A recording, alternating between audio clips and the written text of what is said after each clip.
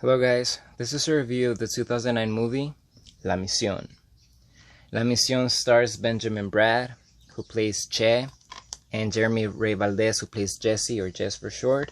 Fun fact, Jesse Borrego is also in this movie, and I think Benjamin and Jesse Borrego were in Blood In, Blood Out. They were the Vatos Locos, if I'm not mistaken. If you watch the movie, then you know what I'm talking about. Anyway, this movie follows the story of both Jess and Che. Che is an ex-convict and a recovering alcoholic. He lives in a district called the Mission in San Francisco, and they are very much in touch with their Mexican roots, you know, a Chicano lifestyle. They love lowriders as their passion, both of them. Jesse is an amazing student. He actually got accepted into UCLA, but he holds a very big secret. This is kind of like taking the, Love Simon turn. It's like Love Simon meets Blood In, Blood Out, or American Me. He is in love with this other guy, and obviously that's a very taboo subject in the Latin community and something that we don't see often in movies. So despite the fact that he's doing well in school and he's a very good son, all in all, and he doesn't get into trouble, etc., Che doesn't really accept that and responds in a very negative way. The way that he found out is, I think he was gonna go out riding his lowrider with the other people from his block, because they're very united and they like to go out and have fun in their vehicles, and something pretty cool actually. So he said he was gonna stay in, and he actually went out with his boyfriend to a gay club where they took pictures of them, and he had them on top of his drawer, and his father sees them, and he thinks about it for a second, like, should I rip them? But he holds on to them. Then the next morning he's down at the shop, because they have this business in like their garage where they fix cars and stuff like that, and he sees him walking out. He goes, "Hey, go back up there." He's like, are you mad because I brought alcohol into the house? And he's like, just go back up there. So they go upstairs to their apartment, and there and then Chet tells him that he found out, and he's not like, hey, I found out. Like, he yelled at him, he hit him, and he actually said, what do you want me to say, that I'm gay? But he obviously used derogatory terms. Well, yeah, I am gay. And they just had a back and forth thing, to the point where his dad pushed him out of the apartment and started no, I think he just pushed them into the concrete, and just was like, I hate you. He's like, you're no longer my son, or something like that. So Jesse rushes up to his dad and like tackles him and starts trying to punch him, and they're just punching each other, and people have to intervene. By the way, let me see if I could find her. I think her name is Lena. We're gonna call her Lena because names are not really important. Her right there, she actually interferes. She works at a women's shelter, women who have been in abusive relationships and are trying to overcome that.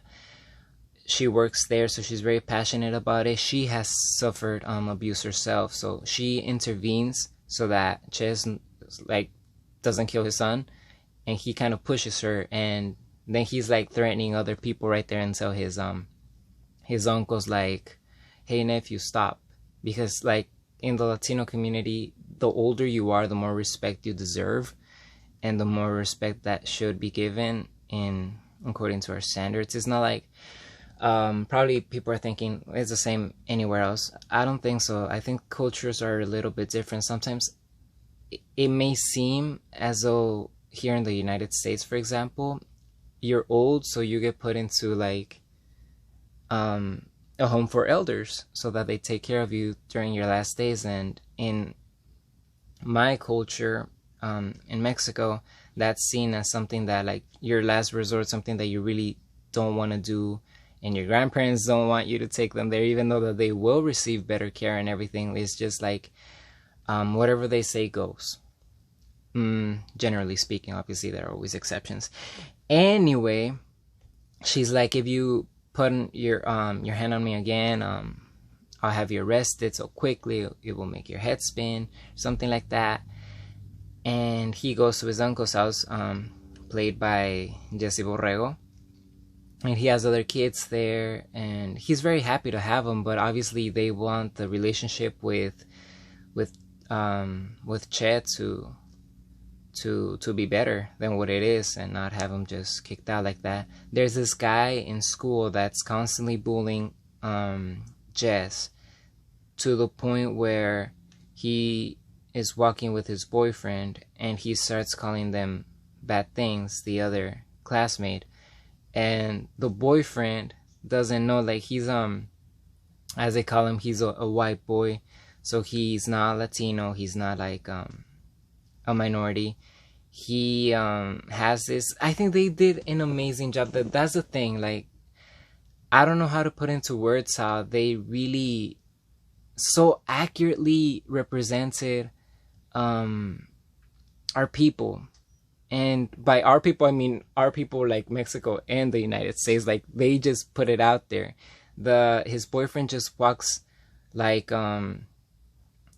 has the freedom and the right to do so, unlike Jess, who's kind of a little bit like, hey, you know, like, we probably, like, just don't say anything, like, he'll be quiet, like, he's not afraid, like, per se, like, oh, he's gonna beat me up, but he just doesn't want any trouble. He knows how it is in the barrio, he knows that it's dangerous, but his boyfriend just keeps talking. It's like, hey, I think, like, he insinuates that the other guy's gay, so he comes out and he shoots Jess while his boyfriend goes and gets the car. He almost dies, but luckily he's saved. By the way, as usual, spoilers in my review, so obviously I always say I encourage people to watch the movies before they watch my reviews, because I spoil everything, or nearly everything.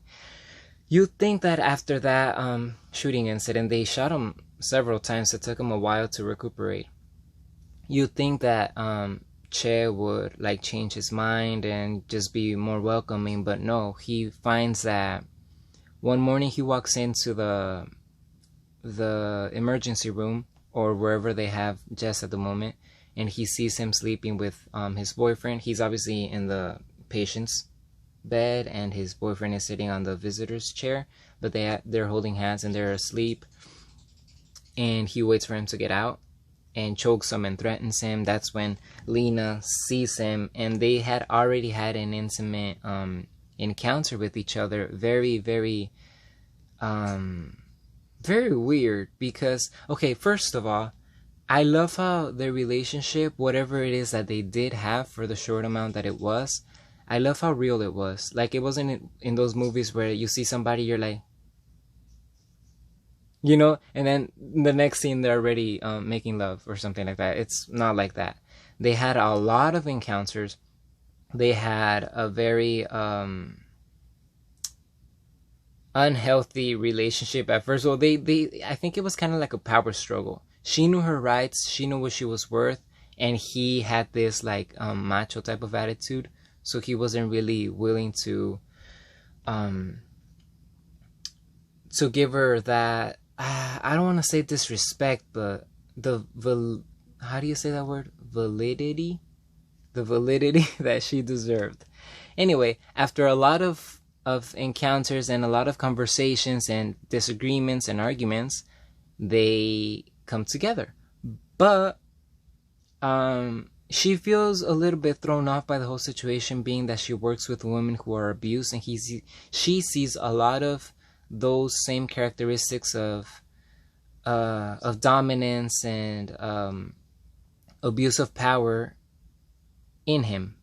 So she doesn't want to be that girl that's in that submissive state and very vulnerable to whatever it is the guy wants. I don't know if that makes sense. Like, she wants to, what is it called in English when you do as you say? You know how you're just some people preach and this and that, but they don't really do it, like they're hypocrites. She doesn't want to be like that. She's in a very conflictive state of mind. Back to, where was I? Oh yeah, so obviously his boyfriend tells Jess, we don't see that, but that's implied. So he moves to to his boyfriend's house, Jess. And then Che goes and finds out where he's at. So he tells him, you have 1 minute to get your stuff and get back in the car. And if not, then forget about me. He's like, you don't get it, Dad. Like, you humiliate me. He's like, I'm all you have. He's like, no, Dad, you're not all I have. You humiliate me, you don't accept me, and you threaten the people I love. So he goes back, and for the first time ever, he had a lot of moments where he was about to drink, but he didn't. And that moment when his son refused to go back with him, he drank, and he trashed the car, the lowrider that he was working on to give as a present to Jess for graduating high school. But then time passes, and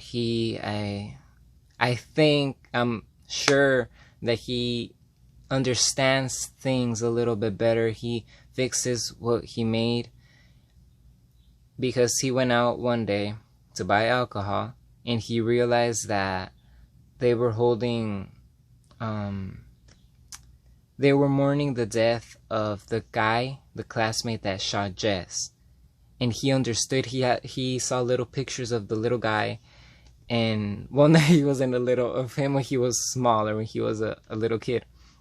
And he understands that regardless of what they do, they're still your sons.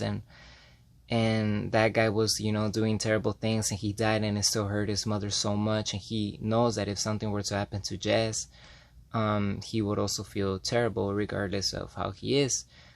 So he goes ahead and straightens up his life and goes to find Jess, and Lena gives him some dice that he had given her for good luck, and that's how the movie ends. The movie ends in a very, very positive way. I love it when they ride into the sunset. I just love it.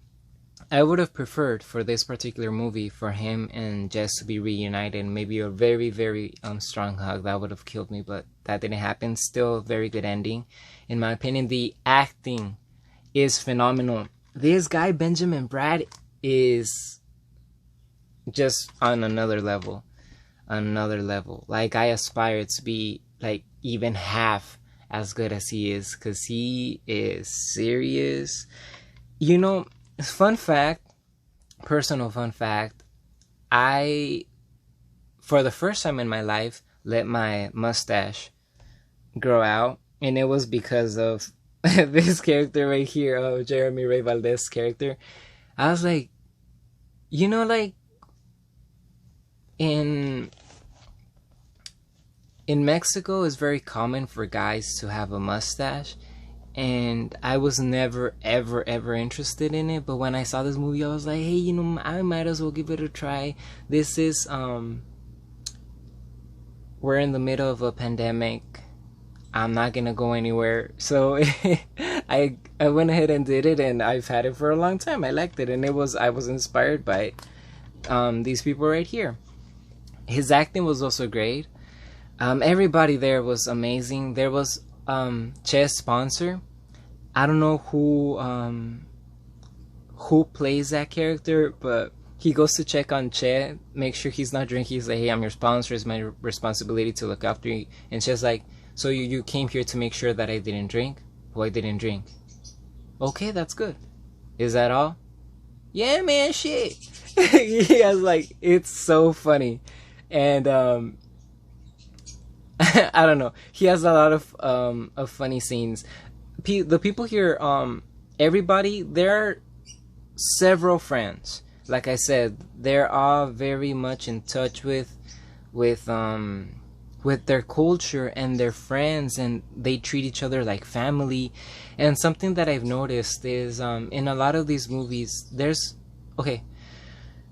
in life as it is, I've noticed that Latinos have a lot of pride in their culture and, their traditions. But their lifestyle is not the same as the Mexican lifestyle. Like, you could see the crossing. Reminds me a lot of Selena Quintanilla's family and her Mexican heritage. It's not 100% something. It's a mixture, and it's so beautiful. The way that the director, like, I just really don't understand how talented these people are. Like, somebody had to have an idea, right? You pitch in the idea, whether it was the writer or the director himself. I'm not sure if it was the same person. I'm sorry they didn't do that research, but if it is the same person, amazing. And if it isn't, amazing separately, because you pitch in the idea, you have it, and then to see it come to fruition in such a detailed way. Like, they had a lot of indigenous, what would it be called, dances and costumes. It was beautiful. It was beautiful. The music is so fitting every time. Like, that's what I'm saying. Benjamin Bratt is an amazing. Every time he was mad, you could just hear, and the guitar was amazing. I'm pretty sure it was a guitar. Beautiful, beautiful. But it was very like, I don't know. It sounded like something you would hear just hundreds and hundreds and hundreds of years ago. It was just amazing.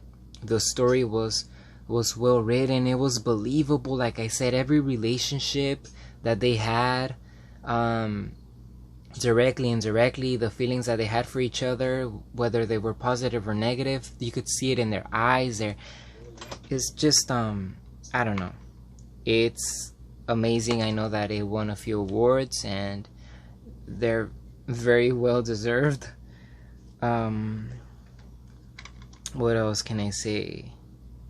The music was fitting, everything. And it's like I said from the beginning, a very good representation of what it's like to grow up with these struggles in the Latino community, especially here in the United States. And I would really recommend it. I give it a rating of 9.5 out of 10 in its category. It's not a very smooth movie to watch, but I think it's a must watch if you're into anything related to the Latin genre or the LGBT genre. Watch it. Give it a try, because I don't think you'd be disappointed. Anyway, 9.5 out of 10. Thank you for watching.